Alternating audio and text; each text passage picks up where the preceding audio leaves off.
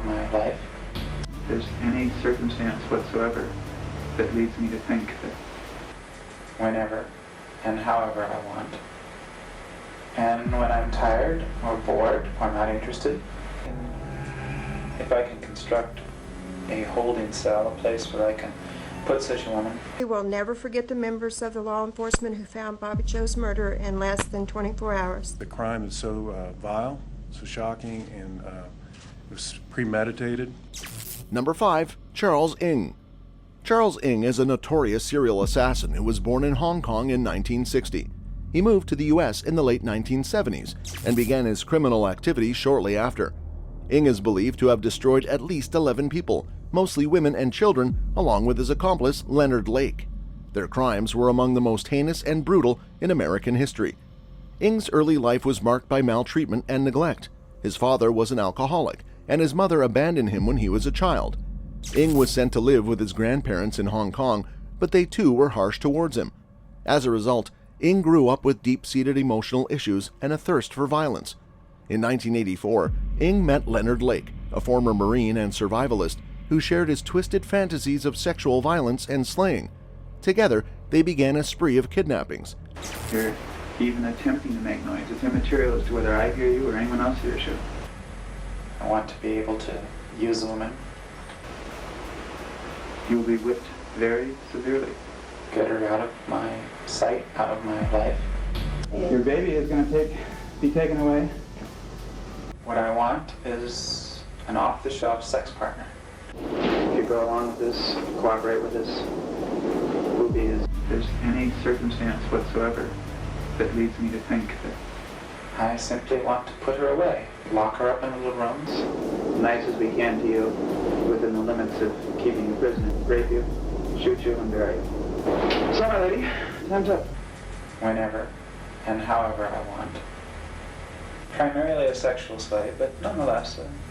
If you don't go along with this, we'll probably take you into the bed, tie you down. And when I'm tired or bored or not interested, But why are you doing this? Because we hate you. if I can construct Physical experiments and slayings that would last for years. They would lure their victims to a remote cabin in the Sierra Nevada mountains, where they would torture and destroy them before disposing of their bodies in a nearby lake. Ng was finally arrested in Canada in 1985 after a shoplifting incident. He was extradited to the U.S., where he was charged with multiple counts of slaying and sentenced to his end. However, his appeals and legal maneuvers kept him on the roll for more than 20 years before he was finally put out by lethal injection in 2010. The case of Charles Ng is a chilling reminder of the depths of human depravity. Ng was a monster who preyed on the vulnerable and helpless, and he showed no remorse for his actions. Number 4. Lisa M. Montgomery. Lisa M. Montgomery was a woman who was put out on January 13, 2021 for the slaying of a pregnant woman named Bobby Jo Stinnett. Montgomery's case was particularly notable because she was the first woman to be executed by the federal government in almost 7 decades. Montgomery's crime took place in December 2004, when she traveled from her home in Kansas to Missouri, where she met Stinnett, who was 8 months pregnant. Montgomery had previously befriended Stinnett online, posing as a woman who was also expecting a child. When Montgomery arrived at Stinnett's home, she strangled her and cut her baby from her womb. Montgomery then fled with the baby, claiming it as her own. Montgomery's crime was premeditated and calculated, and it shocked the nation. She was quickly arrested and charged with kidnapping, resulting in extinction. Her trial was controversial, with her defense attorneys arguing that she had a history of mental illness and had suffered severe physical and emotional maltreatment as a child. However, the prosecution argued that Montgomery was fully aware of what she was doing and that she should be held accountable for her actions. After a lengthy legal battle, Montgomery was ultimately sentenced to her end and put on the row. Her case attracted national attention and sparked debate about the penalty, as well as the treatment of mental illness in the criminal justice system. Supporters of Montgomery argued that she should be spared the punishment due to her history of mistreatment and mental illness, while others believed that she deserved to be held accountable for her heinous crime. The execution of Lisa M. Montgomery was controversial and polarizing, with some people supporting it as justice for her crime and others opposing it as a violation of human rights. We will never forget the members of the law enforcement who found Bobby Joe's murder in less than 24 hours. The crime is so vile, so shocking, and it was premeditated. Victoria Joe is very beautiful, looks a lot like her mother. And returned Victoria Joe safely to us. And loving wife, daughter, and sister, and would have been a wonderful mother. This case has finally come to a close, but we will never stop missing Bobby Joe. She was a sweet. Talking, very intelligently talking. There's no doubt about that. And so I think it's an appropriate verdict. And there's no doubt Lisa Montgomery killed Bobby Joe Stinnett. Number 3, Randy Stephen Kraft. Randy Stephen Kraft, also known as the Scorecard Assassin, was a notorious American serial slayer who was active in the 1970s and 80s. Kraft was responsible for the ends of at least 16 young men, although the true number of his victims may never be known. His gruesome crimes earned him a reputation as one of the most prolific and sadistic men in American history. Kraft was born in California in 1945 and grew up in a middle-class family. He was an intelligent and successful student, earning a degree in economics from Claremont Men's College in 1967.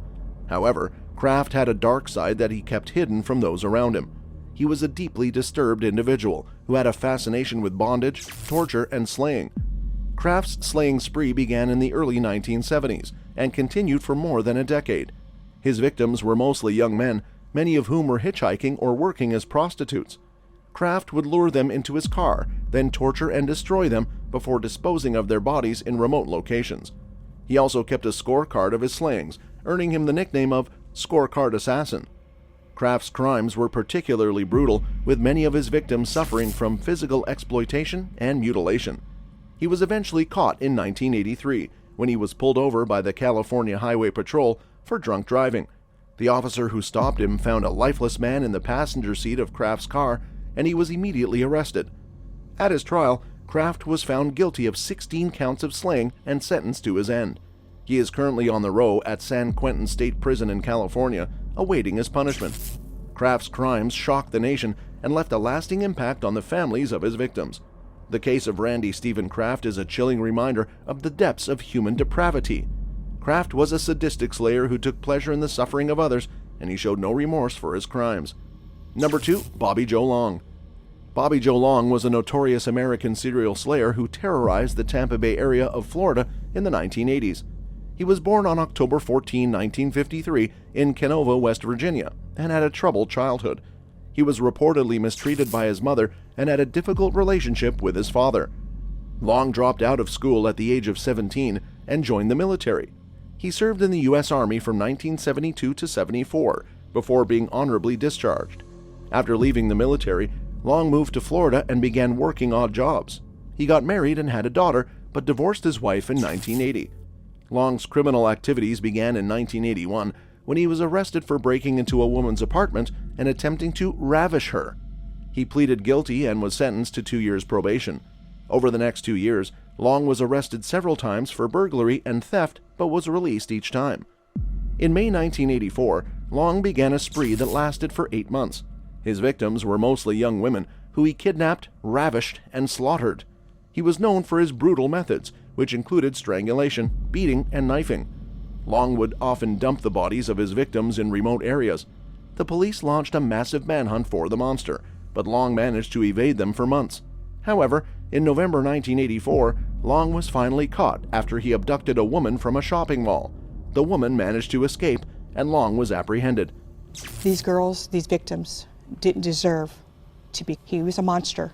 He is still a monster until the day he takes his last breath. I mean, this guy, he knew what he was doing. He had me.